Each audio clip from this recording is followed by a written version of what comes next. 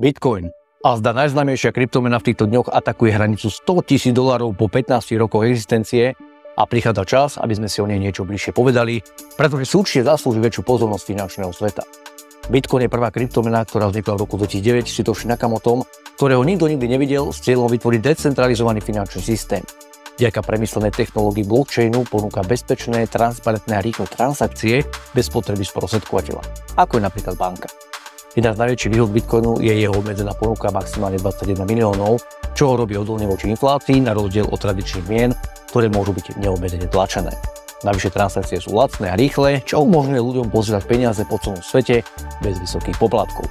Bitcoin je často označovaný ako digitálne zlato, slúži nielen ako platobný nástroj, ale aj ako uchovateľ hodnoty.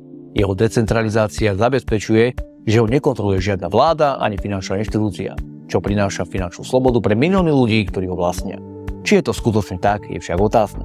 Bitcoin predstavuje revolúciu vo svete financií a je čoraz viac akceptovaný ako forma platieb a investícií, keďže vyspelé ekonomiky, ako je napríklad tá americká, umožňujú od januára tohto roka investovanie do bitcoinových ETF fondov.